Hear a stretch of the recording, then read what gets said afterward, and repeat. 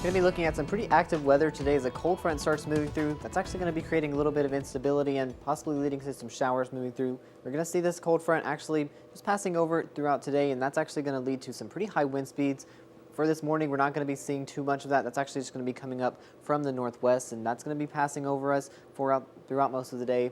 Early on in the morning, we're actually going to see most of our northwestern counties starting to see those 20-mile-per-hour winds, and that is going to become more widespread as the day goes on. By this afternoon, right before dinner time, right around sunset, going to see those wind speeds starting to get into the upper 20s and maybe even 30s for some places. And by later on in the evening, we're actually going to continue to see those increasing, starting to get those really intense wind speeds, especially in some of our northern and even some of our more southern counties as well. It's going to be very widespread high winds, and we're going to see that actually continue into Monday as well. Not going to be settling down overnight. Usually we see these winds die down a little bit, but they are going to be continuing. Now, that cold front going to bring some much cooler temperatures as well. Going to be seeing those lows overnight actually get down into the 20s, but by tomorrow, only warming up into the mid-30s. Thankfully, not going to be sticking around too long. Tuesday, going to see a rebound back into the mid-40s.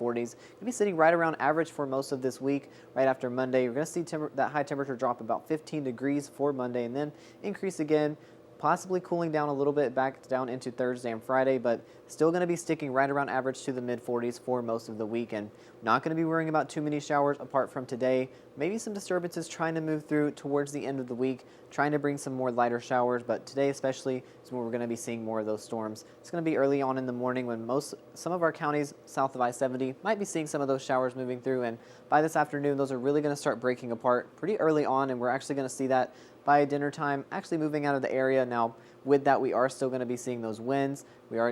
Just because those clouds are moving out, we're still going to be expecting those high wind speeds to be continuing even through most of Monday. Definitely want to be careful getting outside. It's going to make us feel quite a bit cooler than it actually is, especially headed in. We actually might have some of those feels like temperatures on Monday morning, feel like they're in the teens, but thankfully by Tuesday, things are going to be calming down. We're still going to see those lows throughout the week, sticking to the 20s. Definitely going to have that winter coat, especially Monday and heading into Tuesday as well.